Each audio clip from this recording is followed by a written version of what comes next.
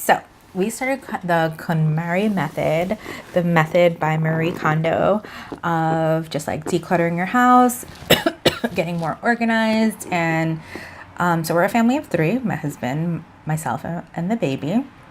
And so at first I was like, oh, how do you do this based on like the method that was laid out by Marie.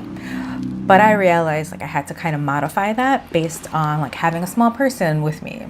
So what I do is I actually do room by room, and which is not the method, not the way that she recommends. But when you have a baby, you can't actually just like take everything out.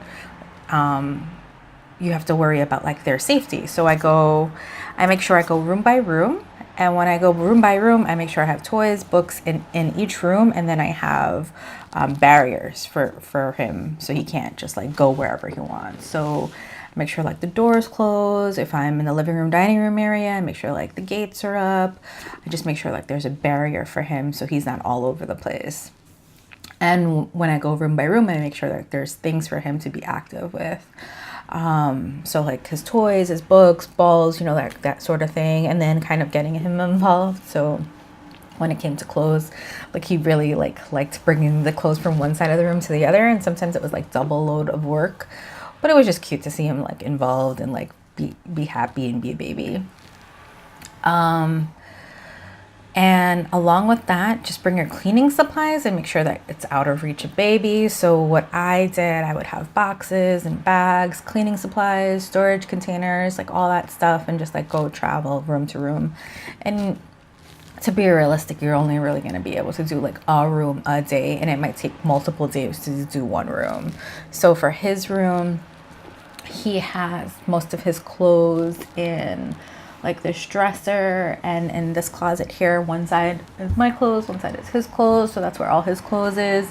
And then the majority of my clothes is in the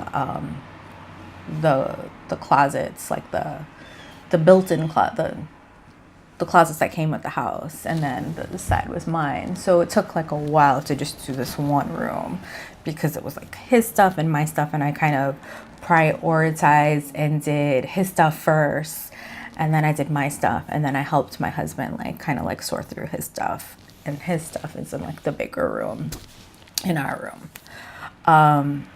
And so when you're going through things, you just want to make sure you have like your pile, so your keep pile, your donate pile, your toss pile, and you, when possible, if you have tags on things, like try to figure out like if you can like return these items, or if there's someone who could actually use these items, you could like repurpose it as like some kind of gift, or just like, hey, I had this in my closet, kind of thing. Remove any obstacles that you might find in your way. So I noticed like when I was going through the clothes, you get like all these leftover hangers, and a lot of them are wire hangers from like dry cleaning or whatever. And so you just want to always have them out of the way. And then along with having those metal wire hangers, you might have a lot of like electronic cords and outlets and chargers, like all these things just kind of like when you start cleaning out, you find all these things just like all over the place. So you just want to be mindful about that, and like maybe like put those things in a box or a bag while you're cleaning up. And make sure that the room is baby proof before you go into that room with the intention to tidy up and clean up. And always have your eye on baby.